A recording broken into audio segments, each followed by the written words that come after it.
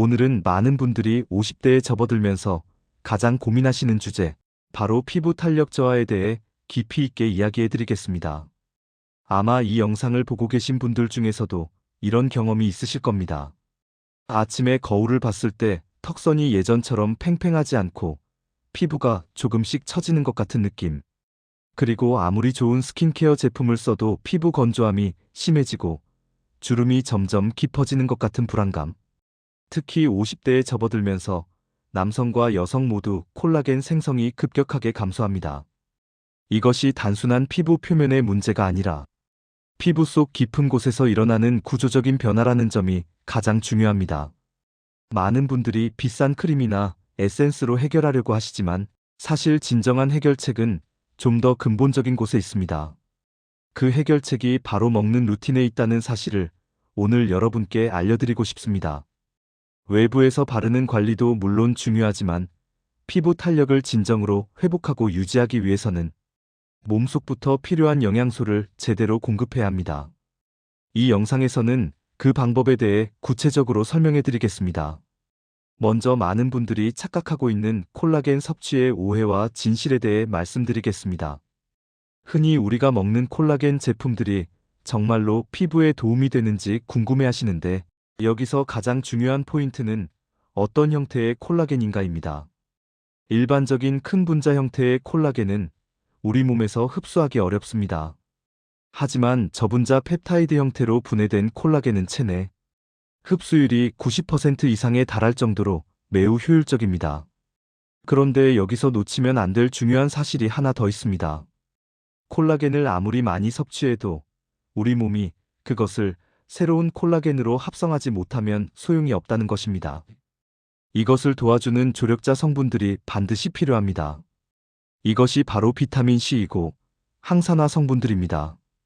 이 세 가지 요소가 모두 충족되었을 때만 진정한 피부 탄력 회복이 가능합니다.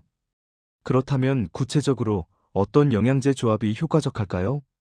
첫 번째, 필수 성분 어는 저분자 콜라겐 펩타이드입니다. 제품을 고를 때는 반드시 분자량이 3000달톤 이하인지 확인해야 합니다.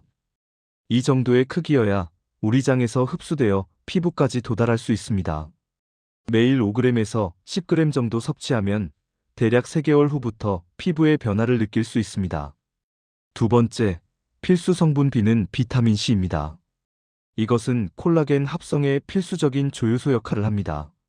쉽게 말해서 비타민 C가 없으면 우리 몸이 섭취한 콜라겐, 펩타이드를 새로운 콜라겐으로 만들어낼 수 없다는 뜻입니다. 하루에 500mg에서 1g 정도를 함께 섭취하시면 됩니다. 세 번째, 필수 성분 C는 항산화제입니다. 이소플라본, 글루타치온, 비타민 E 같은 성분들인데 이들의 역할은 피부 노화를 유발하는 활성산소를 제거하는 것입니다. 우리가 아무리 좋은 콜라겐을 섭취해도 활성산소가 그것을 계속 손상시키면 효과가 반감됩니다. 따라서 항산화 성분 섭취는 선택이 아닌 필수입니다.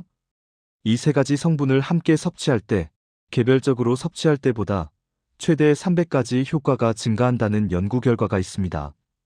이것이 바로 시너지 조합의 힘입니다. 하지만 영양제만 먹고 끝내면 안 됩니다. 일상적인 식단 자체를 바꿔야 진정한 변화가 일어납니다.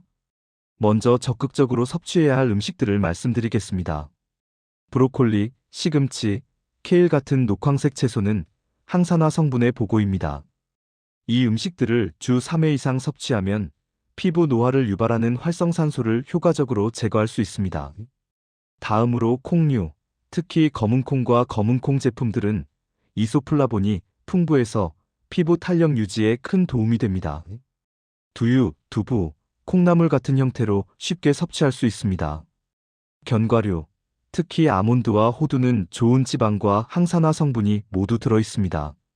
하루에 한 줌 정도, 약 30g 정도만 섭취해도 충분합니다. 그리고 매우 중요한 것이 고단백 음식입니다. 연어, 닭가슴살, 흰살 생선 같은 음식들은 콜라겐 합성에 필요한 아미노산을 공급해줍니다. 특히 연어는 오메가3 지방산까지 함유하고 있어서 피부 건조함 개선에 탁월합니다. 하지만 여기서 중요한 것은 피해야 할 음식들입니다. 설탕과 가공식품은 혈관 내 당화 현상을 일으켜서 콜라겐을 직접 파괴합니다. 이것을 당화 최종 산물, 줄여서 AGP라고 부르는데 이것이 피부 노화의 가장 큰 원인 중 하나입니다. 또한 과도한 알코올과 흡연은 피부에서 수분과 비타민 C를 빠져나가게 하고 동시에 활성산소를 증가시킵니다. 특히 50대에는 이러한 요소들이 피부 탄력 회복을 크게 방해합니다. 이제 구체적인 섭취 타이밍과 주의사항을 말씀드리겠습니다. 콜라겐과 비타민 C를 복용할 때 가장 효과적인 시간은 두 가지입니다. 첫 번째는 공복 상태, 즉 아침에 일어나서 아무것도 먹기 전에 복용하는 것입니다. 이렇게 하면 흡수율이 최대로 높아집니다. 두 번째는 취침 전입니다. 수면 중에 우리 몸의 세포 재생과 회복이 활발하게 일어나므로 취침 전 2시간 정도 전에 섭취하면 콜라겐 합성이 더욱 활발해집니다. 특히 남성 시청자분들께 말씀드릴 특별한 팁이 있습니다. 흡연을 하시거나 야외 활동이 많다면 일반적인 권장량보다 비타민C 섭취량을 30%에서 50% 더 늘려야 합니다. 담배 연기와 자외선 노출은 비타민C를 빠르게 소모시키기 때문입니다. 만약 흡연하시는 분이라면 하루 1g에서 1.5g 정도 섭취하시는 것을 권장합니다. 또한 여성분들께는 월경 주기를 고려한 섭취를 권장합니다. 월경 전 일주일 동안 항산화 성분 섭취를 조금 더 늘리시면 호르몬 변화로 인한 피부 상태 악화를 완화할 수 있습니다. 지금까지 50대 피부 탄력을 회복하고 유지하기 위한 구체적인 먹는 루틴을 말씀드렸습니다. 정리하면 저분자 콜라겐, 펩타이드와 비타민C, 항산화 성분의 시너지 조합으로 영양제를 구성하고 이와 함께 녹황색 채소, 콩류, 견과류, 고단백 음식을 중심으로 한 항산화 식단을 유지하며 올바른 시간에 꾸준히 섭취하는 것입니다.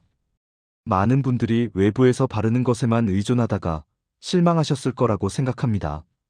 하지만 여러 연구에 따르면 피부 탄력 회복의 70%는 내부 영양 관리에서 비롯됩니다. 바르는 관리는 그 나머지 30%를 채우는 것이라고 보시면 됩니다. 따라서 오늘부터는 드시는 것부터 바꿔보세요. 피부 탄력은 결국 몸속 건강에서 시작됩니다. 3개월, 6개월, 그리고 1년이 지나갈 때마다 여러분의 피부가 속부터 쫀쫀하게 채워지는 변화를 직접 경험하실 수 있을 것입니다. 50대의 피부도 충분히 회복할 수 있습니다. 여러분의 피부에 필요한 것들을 제대로 공급해 주세요. 그럼 여러분의 피부는 반드시 그에 응답할 것입니다. 시청해 주셔서 감사합니다.